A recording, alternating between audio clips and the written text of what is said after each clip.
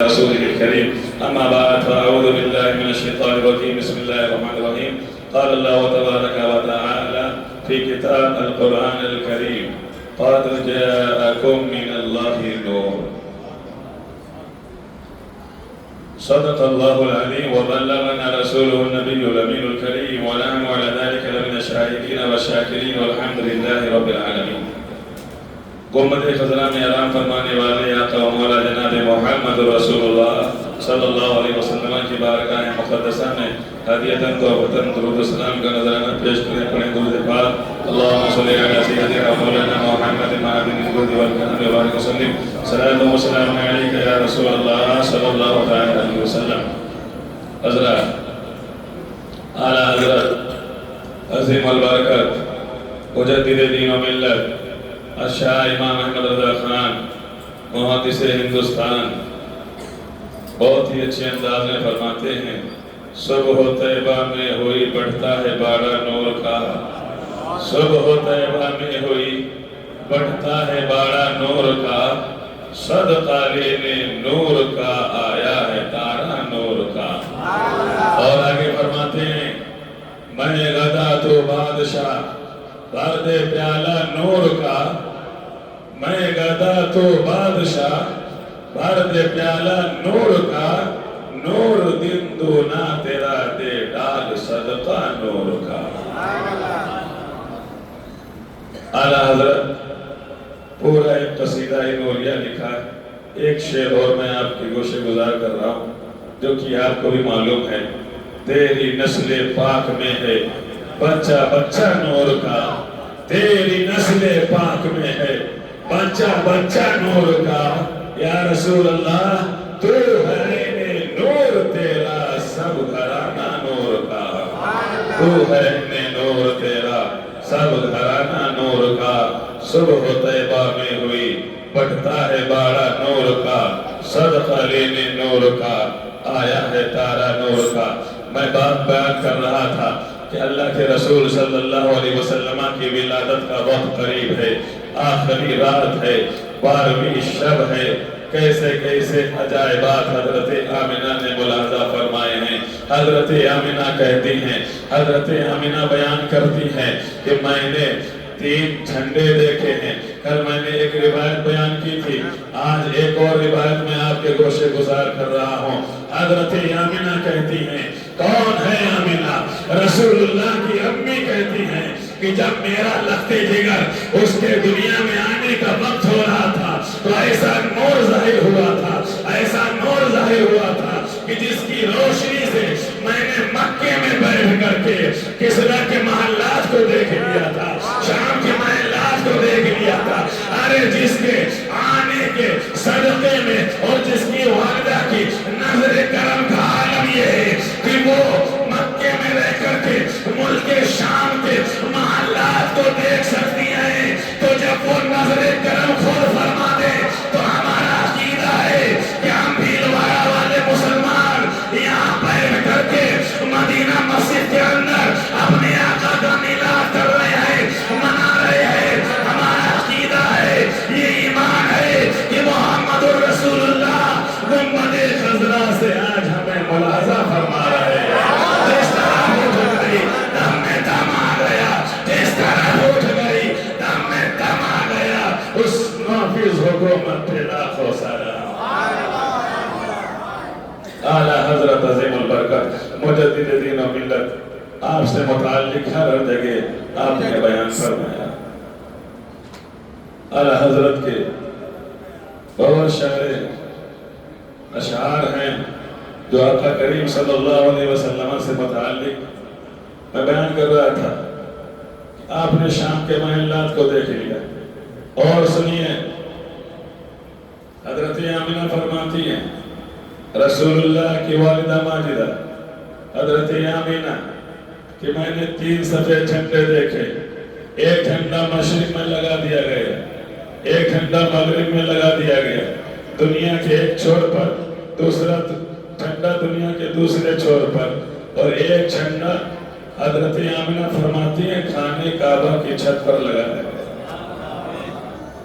جھنڈے سفید ہیں 3 جھنڈے لگائے گئے اب دیکھو تو صحیح، جھنڈے کی ایک حکمت میں نے کل بیان کی تھی، ایک حکمت آج بیان کر رہا ہوں۔ وہ حکمت یہ ہے، آپ نے دیکھا ہوگا یا آپ نے سنا ہوگا کہ جب جہاں جہاں جس کی حکومت ہوتی ہے، جس کا ایریا ہوتا ہے، تو وہاں پر جھنڈا نصب کر دیا جاتا ہے۔ وہ جھنڈا یہ دلیل دیتا ہے، یہ بتاتا ہے کہ یہاں تک یہ جو ہے کھلا جھنڈے کے ماننے والوں کا حصہ ہے اور ایریا ہے۔ مثال کے طور پہ ہندوستان کا اور پاکستان کا بارڈر لے لیجئے، ایک طرف ہندوستان کا جھنڈا ہے، ایک طرف پاکستان کا جھنڈا ہے۔ وہ جھنڈے یہ بتاتے ہیں کہ یہاں پر ہندوستان کی جو حکومت کا والی ہے، جو ہندوستان کا حاکم ہے، اس کی حکومت یہاں تک ہے، جو پاکستان کا حاکم ہے اس کی حکومت یہاں تک ہے۔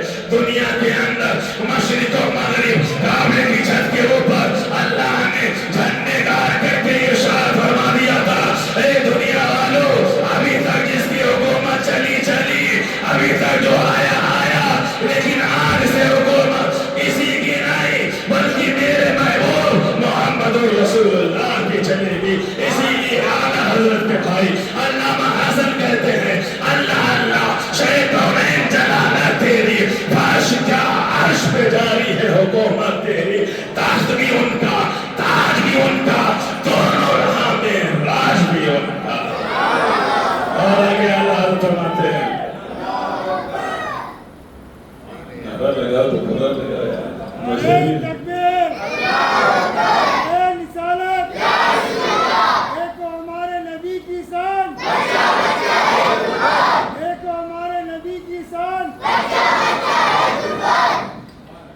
اللہ اللہ شہ کونین جلالت تیری، فرش کیا عرش پہ جاری ہے حکومت تیری، تخت بھی ان کا، تاج بھی ان کا، تخت بھی ان کا، تاج بھی ان کا، دونوں جہاں میں راج بھی ان کا۔ اور آگے اعلیٰ حضرت شاہ فرماتے ہیں دوسرے قصیدے کے اندر، عرش پہ تازہ چھیڑ چھاڑ، فرش پہ تربہ دھوم دھام۔ عرش پہ تازہ چھیڑ چھاڑ، فرش پہ تربہ دھوم دھام، اور کام جدھر لگائیے تیری ہی داستان ہے۔ میں ابھی آپ کو بتاؤں گا جب رسول اللہ تشریف لا رہے تو کیا عالم تھا۔ اللہ اکبر۔ حضرت آمینہ فرماتی ہیں 3 جھنڈے لگائے گئے۔ آمینہ کی دیکھو آنکھیں دیکھو، روشنی دیکھو۔ ایک تو آپ فرماتی شام کے محلات ہم نے دیکھ لیے ہیں، اب یہ 3 جھنڈے لگائے گئے۔ آمینہ فرماتی ہے، کون ہے آمینہ؟ سید الانبیاء کی ماں ہے آمینہ، حضرت محمد رسول اللہ کی ماں ہے آمینہ۔ کوئی ایسی ویسی ماں نہیں ہے جن کے بولنے میں شبہ کیا جائے۔ وہ جو بولیں گی سچ بولیں گی، جو وہ کہیں گی حق کہیں گی، اور پھر یہ کہ رسول اللہ آ رہے ہیں، جو بولیں گی صحیح بولیں گی۔ اگر وہ غلط بولتی، اتنا سمے گزر گیا، رسول اللہ یہ تو اللہ نے آپ کو ایسا مالک و مختار بنایا تھا کہ بعد میں بھی اصلاح فرما سکتے تھے۔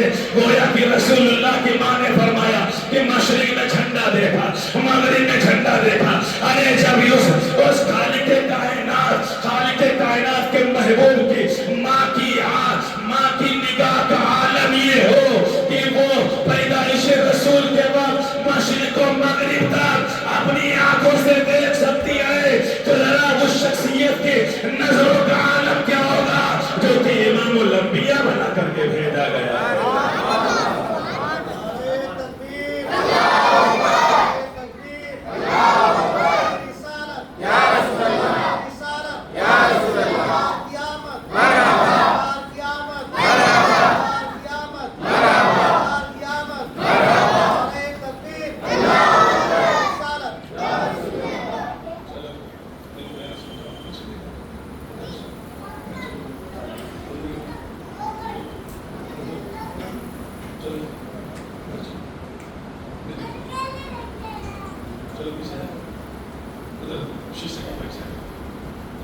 یار ملالت رسول کی شب ہے اور آپ لوگ جو ماحول خراب کر رہے ہیں،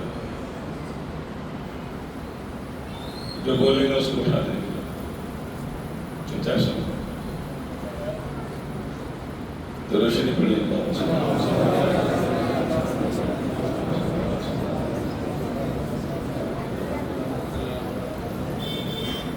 حضرت آمینہ فرماتی ہیں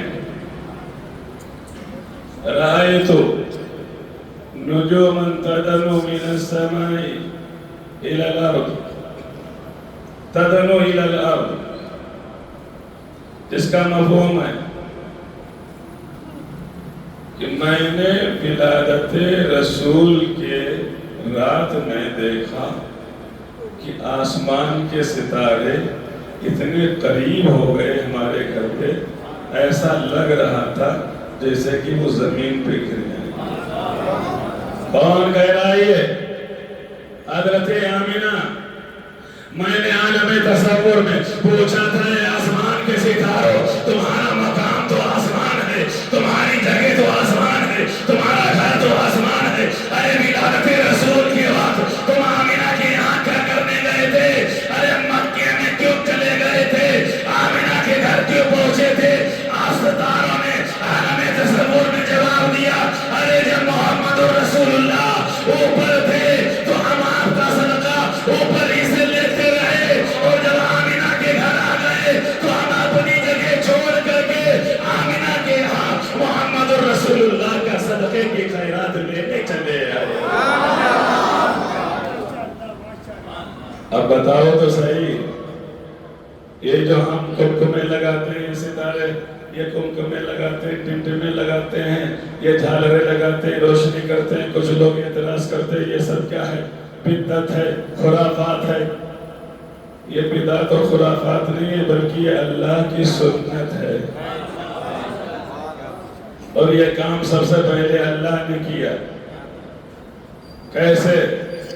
مجھے یہ بتاؤ، کیا کسی درخت کا پتا بغیر اللہ کے مرضی کے ہل سکتا ہے؟ ارے اتنے سارے آسمان سے ستارے آمینہ کے گھر آ گئے، مکے کے اندر آ گئے، دنیا میں بہت سارے شہر ہیں، بہت سارے ملک ہیں، بہت سارے خطے ہیں، بہت سارے لوگ پیدا ہوئے جنم میں، لیکن کہیں بھی آسمان سے تارے نہیں آئے۔ اس دن آئے، کیا وجہ تھی؟ آئے کیوں؟ ارے بھیجا کیوں؟ کیسے آئے؟ کس نے بھیجا؟ میں نے پوچھا اے ستاروں تم آئے تھے یا تمہیں بھیجا گیا تھا؟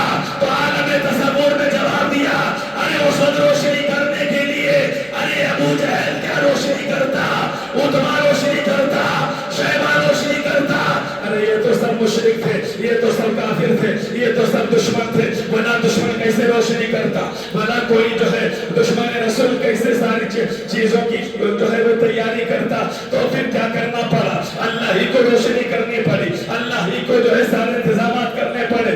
اللہ نے حکم دیا اے ستاروں تم ابھی تک یہاں صدقہ لیتے تھے، اب تمہارے جانے سے دو کام ہوں گے، ایک تو تمہاری خواہش پوری ہوگی، آمینہ کے گھر پہنچ کے رسول اللہ کا صدقہ بھی ملے گا، اور دوسرا میرا حکم یہ ہے کہ آج کوئی میرے رسول کے آنے پر کوئی جو ہے جنازہ نہیں ہو رہا ہے، تم جاؤ گے تمہاری روشنی سے اتنی روشنی ہو جائے گی کہ اللہ رب العزت کے پیارے محبوب کی والدہ ماجدہ حضرت آمینہ اس روشنی میں جو ہے تمام تر چیزیں کا نظارہ کر لیں گی۔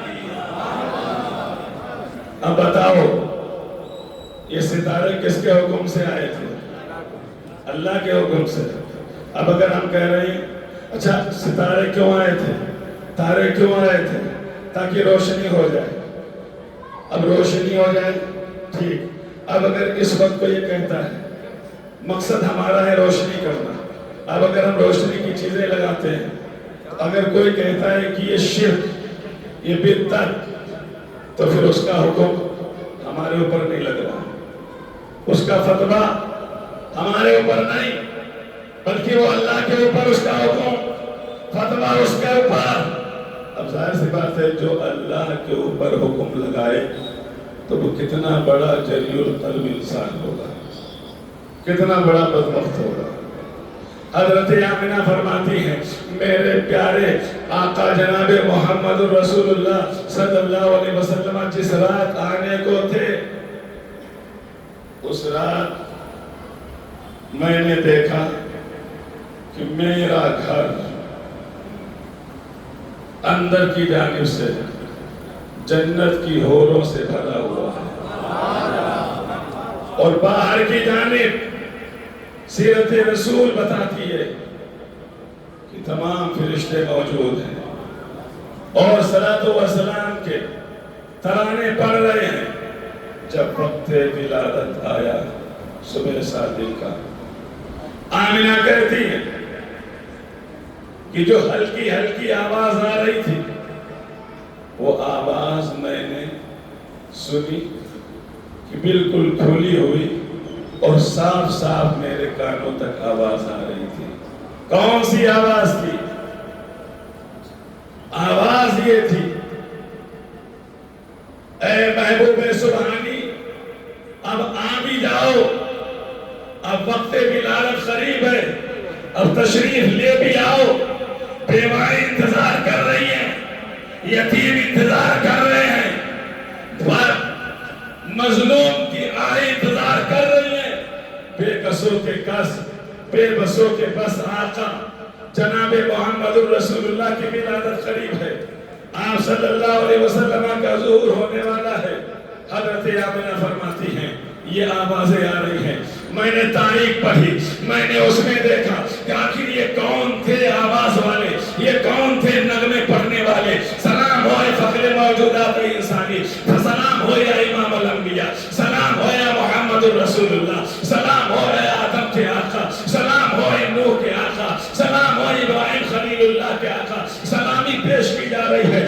میں نے پڑھا، میں اس نتیجے پر پہنچا کہ اس وقت حضرت آمنہ کے ارد گرد اللہ رب العزت نے حضرت جبریل کو حکم دیا تھا، اے جبریل اب سدرہ پر بیٹھنے کا وقت نہیں ہے، فرشتوں کو لے جاؤ، میرے محبوب کی آمد کا وقت ہے، ولادت کا وقت ہے، صبح صادق کا وقت ہے. سارے فرشتوں کے لے جاؤ اور جا کر کے آمنہ کے گھر کو گھیر لو اور درود و سلام کے نذرانے میں میرے محبوب کی آمد کا انتظار کرو.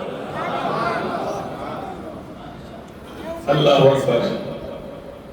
اللہ کے رسول صلی اللہ علیہ وسلم صبح صادق 12 ربیع الاول شریف میں دنیا کے اندر تشریف لائے. جب آپ صلی اللہ علیہ وسلم تشریف لائے تو ادھر دیکھو آقا کریم کا آنا تھا اور ادھر آپ کے دادا حضرت عبد المطلب خانہ کعبہ میں طواف کر رہے تھے. کیا کر رہے تھے؟ طواف کر رہے تھے. طواف.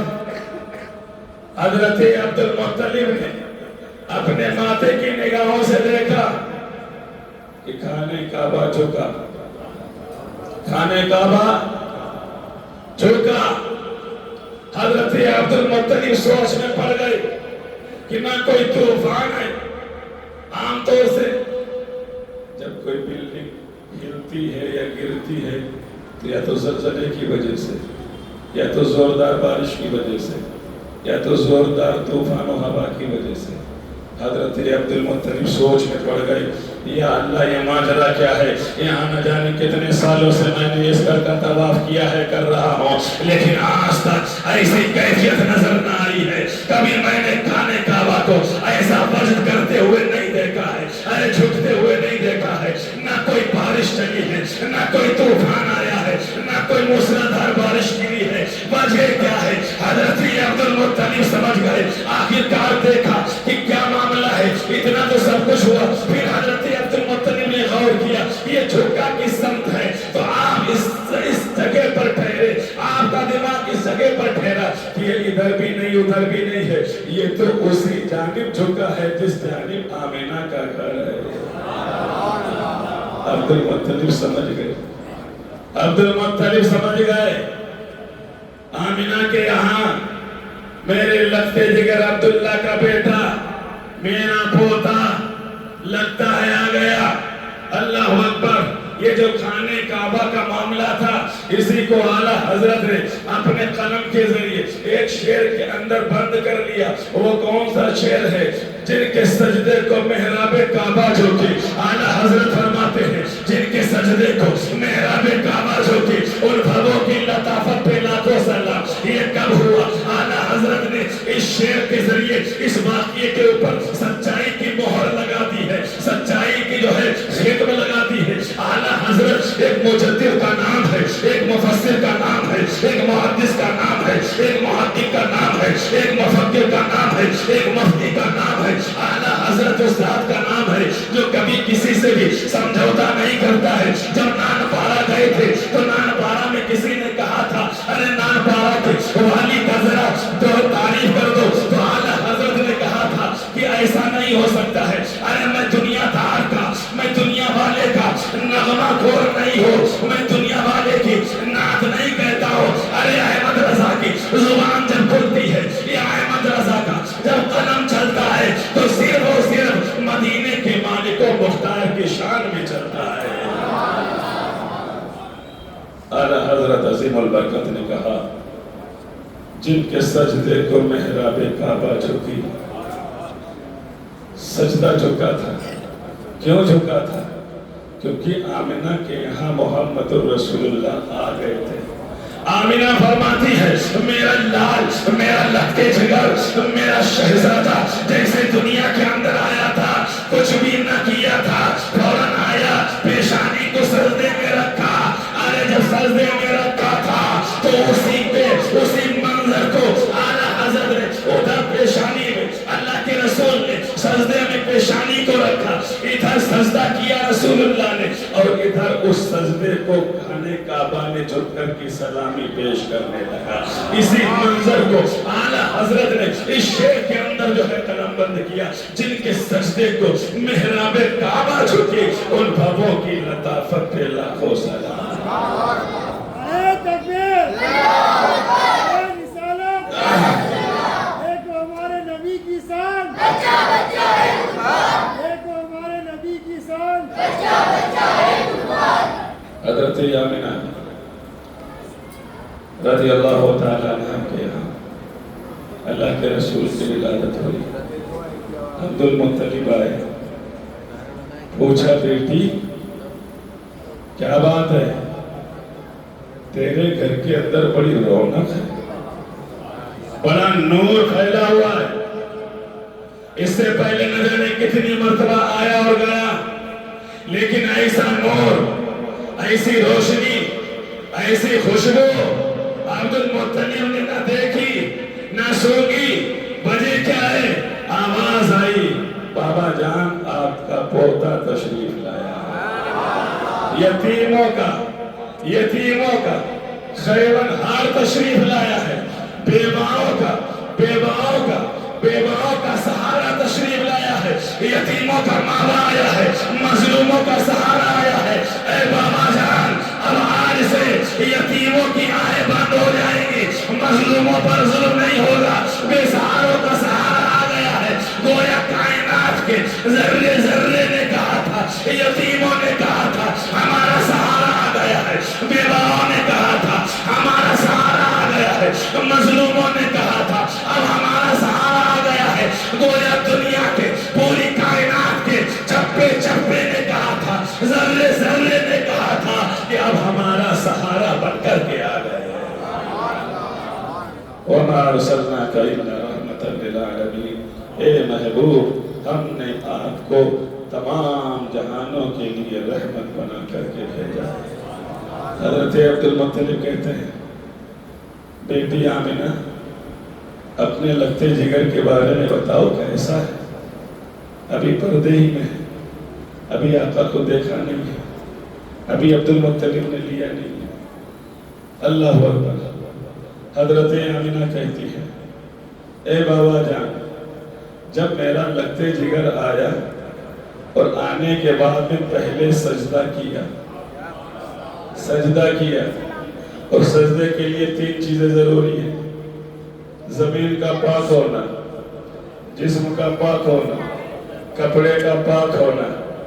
گویا اللہ کے رسول صلی اللہ علیہ وسلم نے دنیا میں آتے ہوئے یہ ہمیں درس دیا اور ہمیں بتایا کہ اے لوگوں کوئی بھی معاملہ ہو, چاہے خوشی کا ہو, چاہے غم کا ہو, چاہے پریشانیوں کے پہاڑ ٹوٹ جائیں, چاہے نعمتوں کے انبار مل جائیں, لیکن سب سے پہلے تمہارا سر اگر جھکے تو رب کعبہ کے سامنے جھکنا چاہیے کسی بھی حالت میں۔ دوسرا درس یہ ملا، ہمیں پتا چلا کہ جب ایک نماز پڑھتا ہے تو اس کے لیے ضروری ہے کہ اس کا جسم صاف ہو، اس کے لیے ضروری ہے کہ اس کے کپڑے صاف ہو، اس کے لیے ضروری ہے کہ اس کے لیے جہاں پر وہ نماز پڑھے وہ جگہ پاک ہو۔ رسول اللہ آنے کے بعد میں انہوں نے بتا دیا، مکے کی دھرتی پر، آمنہ کی زمین پر، آمنہ کے آنگن پر آپ نے سجدہ کر کے بتا دیا، اے لوگوں اب کسی بھی نبی کی قوم کے لیے کوئی بھی حصہ کتنا بھی پاک ہو، لیکن اللہ نے آج میرے سجدہ کرنے کی وجہ سے میری امت کے لیے پوری روئے زمین کو مسجد بنا دیا ہے۔ مسجد اب جہاں چاہو اپنے سجدے کو، اپنے پیشانی کو رکھ کر کے خدا کا سجدہ ادا کرو۔ پوری روئے زمین۔ نعرہ تکبیر، سرکار کی آمد، سرکار کی آمد، مکی کی آمد، اب جھوم کے والو۔ حضرت آمنہ رضی اللہ تعالیٰ عنہ بیان فرماتی ہیں کہ میرا بیٹا نماز پڑھا اس نے، اور کیا ہے کہ آپ نے کوئی جیسے اور بچے آتے تو ان کو پاک صاف کیا جاتا، نہلایا جاتا ہے۔ اللہ کے رسول صلی اللہ علیہ وسلم دنیا میں آئے، کوئی صاف صفائی دوسرے بچوں کی طرح کو ان کو نہلائے گا نہیں، بلکہ آپ نے سجدہ فرما کر کے بتا دیا، اے لوگوں سنو، بلکہ اللہ رب العزت نے اس طرف ذہن دیا، دنیا میں نے بہت سارے بچے بھیجے ہیں، بہت سارے بیٹے بھیجے ہیں، بہت ساری بیٹیاں بھیجی ہیں، لیکن جو دنیا میں آتا ہے تو وہ دنیا میں آنے کے ساتھ ساتھ میں وہ گندگی کے ساتھ میں آتا ہے، پھر اس کے جسم کو صاف کیا جاتا ہے، لیکن یہ میرا محبوب ہے، اسے گندگی کے ساتھ میں نہیں بھیج رہا ہوں، بلکہ اس کا جسم بالکل پاک و صاف ہے۔ اسی کی طرح اللہ کے رسول نے سجدہ فرما کر کے ہمیں اشارہ کر کے بتا دیا کہ رسول کا جسم پاک ہے، صاف ہے، بے عیب ہے، منور ہے۔ اور پھر کیا ہوا؟ آپ کے دادا نے پوچھا، آمنہ اور بتاؤ میرے پوتے کے بارے میں۔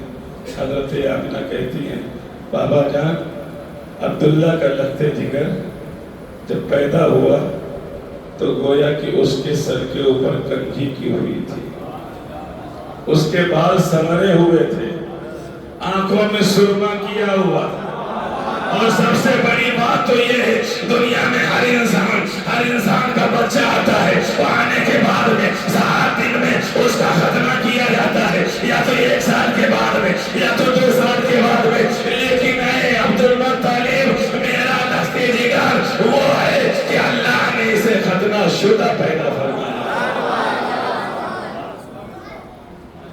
اور اگر کوئی ایسا ہوتا بھی ہے تو پھر کیا کہیں رواج ہے پان کاٹنے کا۔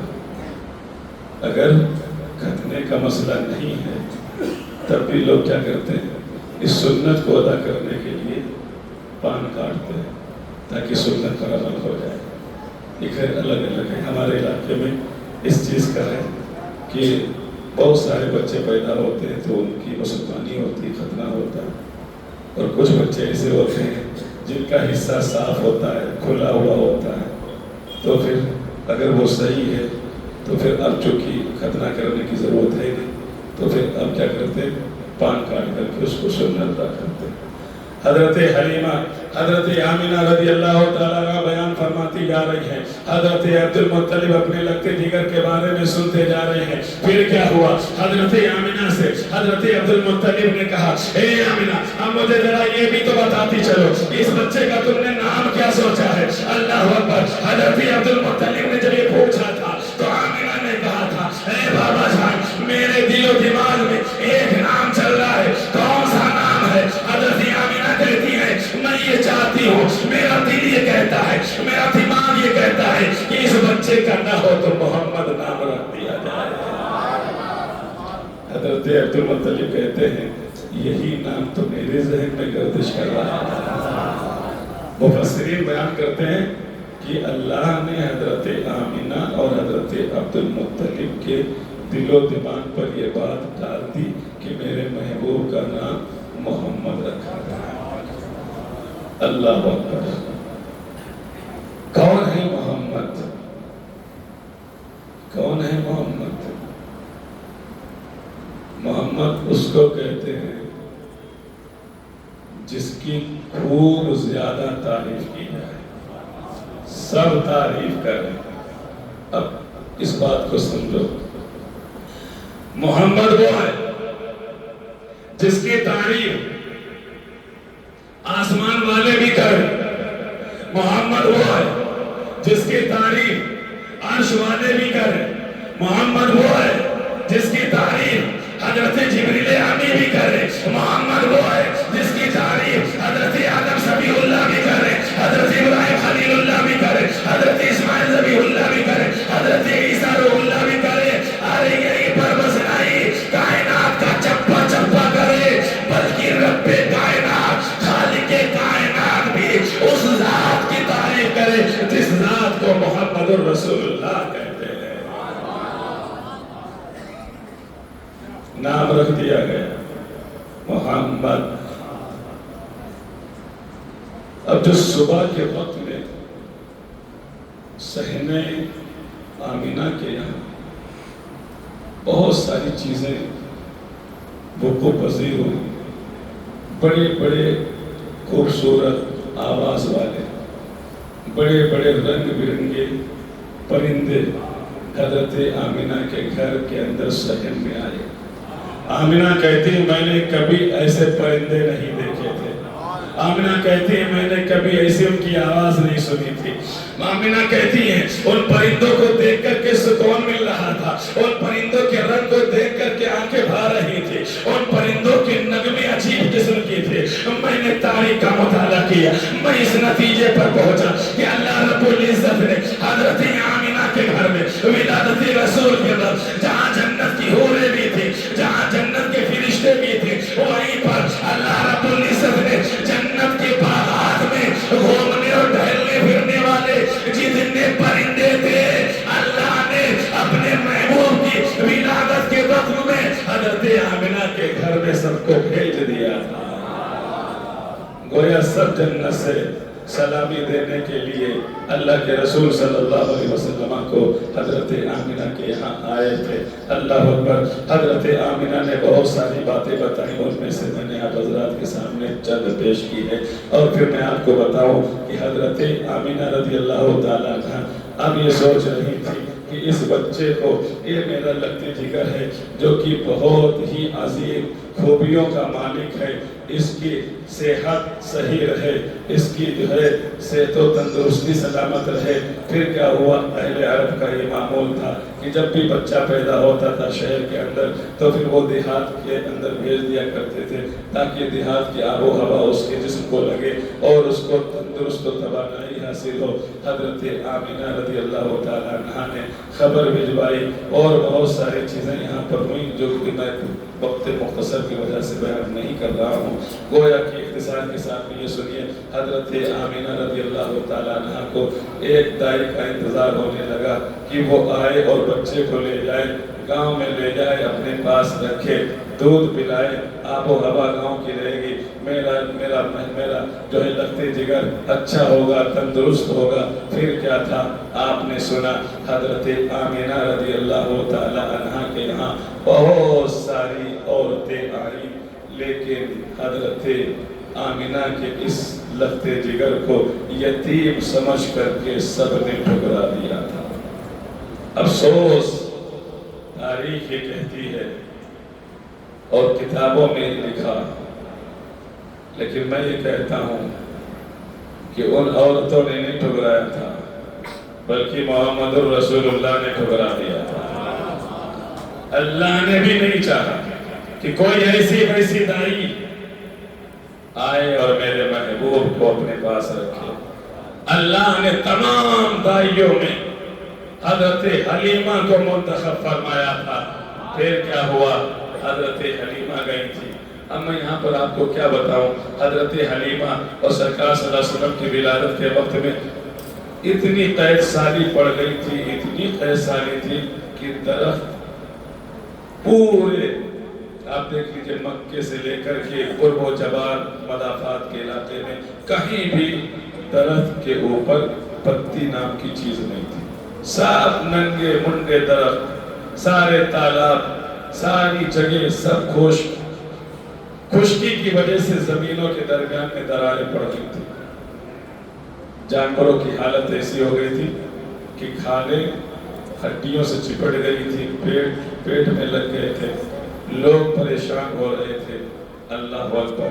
ऐसे आलम में अल्लाह ने अपने महबूब को जब भेजा था तो आका करीम की आमद की बरकत से ऐसी खुशहाली आई थी, ऐसी खुशहाली आई थी कि गोया अल्लाह रब्बुल इज्जत के प्यारे महबूब आ रहे थे तो दुनिया को खिलाते हुए आ रहे थे, दुनिया को सैराब करते हुए आ रहे थे।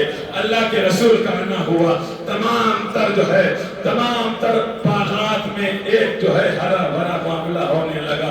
जो दरख्त जो है वो नंगे थे, जिन दरख्तों के ऊपर पत्ते नहीं थे, अल्लाह रब्बुल इज्जत ने अपने महबूब की आमद पर उन्हें हरा भरा कर दिया था। मेरा ज़हन ये कहता है कि उस वक्त झंडी का लगाने का मामला नहीं था। अल्लाह अकबर। तो फिर झंडी कहाँ से लगाई जाए? मेरा ईमान ये कहता है, मेरा विज़दान ये कहता है, अल्लाह ने अपने महबूब की आमद पर तमाम दरख्तों की टहनियों पर पत्तों को दे दिया, पत्तों को लगा दिया, गोया ऐलान कर दिया कि जिस तरह मेरा महबूब आने वाला है, अब मेरी शान कोई गवारा नहीं है कि सूखे हुए दरख्त सूखे रह जाए, जमीन सूखी रह जाए, खेतियां सूखी रह जाए। अल्लाह अकबर। आपकी विलादत के सदके में अल्लाह ने सब कुछ हरा भरा फरमा दिया। हजरत हलीमा ने आपको लिया। अब लेने का भी मामला बड़ा अजीब है। हजरत हलीमा गई और उन्होंने यही एक सवाल किया था कि इस बच्चे का बाप है? आमिना ने कहा नहीं। गोया दुखती हुई रग पर औरतों ने एक बार फिर जो है हमला किया। अल्लाह अकबर। हजरत आमिना की आंखें अश्बार हो गई। हजरत आमिना ने कहा बाप नहीं है, लेना चाहो तो ले जाओ। दाइयों ने एक दूसरे का मुंह देखा, कहा यतीम है, क्या मिलेगा? बाप है नहीं, दादा है, तो हमें क्या मिल सकता है? बाप होता, कुछ करता, कमाता, हमें देता, माल आता। अल्लाह अकबर। चली गई औरतें। दस्तक दी थोड़ी देर के बाद, कौन है? दाई हूं। क्या बात है? कोई बच्चा है? हाँ बच्चा है, मुझे चाहिए, लेकिन इस बच्चे का बाप नहीं है। हलीमा ने कहा मुझे बच्चा तो दिखा दो। हलीमा ने कहा बच्चा दिखा दो, बाप है नहीं है, कोई बात नहीं, मुझे बच्चा दिखा दो। हजरत हलीमा को आमिना ने घर के अंदर लिया। आका करीम सल्लल्लाहु अलैहि वसल्लम एक सफेद रंग की चादर ओढ़े हुए उनके ऊपर पड़ी हुई थी, आराम पर। हजरत आमिना ने कहा ये बच्चा है। हलीमा ने कहा जरा रुके अकबर से पर्दा तो हटाओ। आमिना ने चेहरे मुबारका से जैसे ही पर्दा उठाया तो हलीमा की नजर पड़ी, क्या देखती हैं कि सरकार मुस्कुरा रहे हैं और आंखें खोल करके हलीमा को देख रहे हैं। हलीमा की आंखें सरकार के रुखे अनवर पर, सरकार की आंखें हलीमा के रुखे मुबारका पर। अल्लाह अकबर। गोया की सरकार बहुत पहले से, गोया की हजरत हलीमा बहुत पहले से जानती है, सरकार हलीमा को बहुत पहले से जानते। हलीमा कहने लगी ए आमिना मुझे ये बच्चा चाहिए, इसका बाप है तो ठीक, नहीं है तो ठीक, तो मुझे मुआवजा दे तो सही, ना दे तो सही, लेकिन ये बच्चा मुझे बहुत पसंद आ गया है। अरे ये ऐसा बच्चा है कि मैंने ऐसा बच्चा इससे पहले न जाने कितने बच्चों को मैंने गोद लिया है, न जाने कितने बच्चों की मैंने परवरिश की है, न जाने कितने बच्चों को मैंने दूध पिलाया है। ए आमिना कसम खुदा की आज तक ऐसा हसीन और जमील बच्चा हमने नहीं देखा है। अब फिर देखे कैसे जब अल्लाह ने ऐसा हसीन और जमील आज तक बनाया ही नहीं था तो हलीमा देखती कैसे, और अब बनाया है तो उसको हलीमा देख रही है। फिर کیا ہوا؟ حلیمہ سرکار کو لے کر کے چلی ہے. آپ کو معلوم ہے اللہ کی روحنی ہے، کمزور ہے. ان کے بھائی جو ہے اور حضرت اللہ کے رسول صلی اللہ علیہ وسلم کے رضائی بھائی یعنی حلیمہ کے ایک دوسرے بیٹے بڑے بھوکے ہیں، بڑا کمزور ہیں، بڑا جو ہے کمزور ہیں، بڑا جو ہے وہ پتلے سے ہیں. آپ کے ساتھ میں آپ کے شوہر بھی ہیں. اللہ اکبر، کچھ بھی کھانے پینے کو نہیں ہے.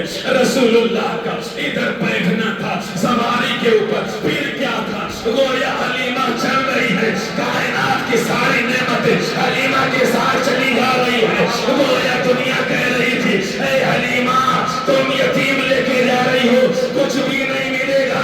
بلکہ حلیمہ یہ کہہ رہی تھی کہ میں یتیم تو ظاہر میں لے کر کے جا رہی ہوں، لیکن یہ یتیم نہیں ہے بلکہ در یتیم ہے. تمام جہانوں کا خزانے کا مالک ہے، تمام خزانوں کا مختار ہے.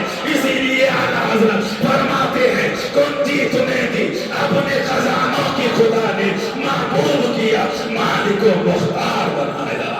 نعرے تکبیر، نعرے رسالت، سرکار کی آمد، آقا کی آمد، حضور کی آمد، سردار کی آمد، اول کی آمد، آخر کی آمد، الجا کی آمد، یاسین کی آمد، طٰہٰ کی آمد، نور کی آمد.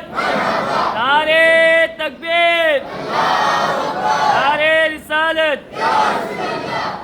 میں سناتا رہوں گا، آپ سنتے رہیں گے انشاءاللہ. میں کبھی بیان کروں گا چونکہ ابھی صلاۃ و سلام فاتحہ درود وغیرہ سارا سب کچھ. میں اپنی بات کو یہیں پہ ختم کر رہا ہوں. حضرت حلیمہ اللہ کے رسول کو لے کر کے چلی. اب راستے میں کیسی برکتیں ظاہر ہوتی ہیں، کیا کیا ہوتا ہے انشاءاللہ العزیز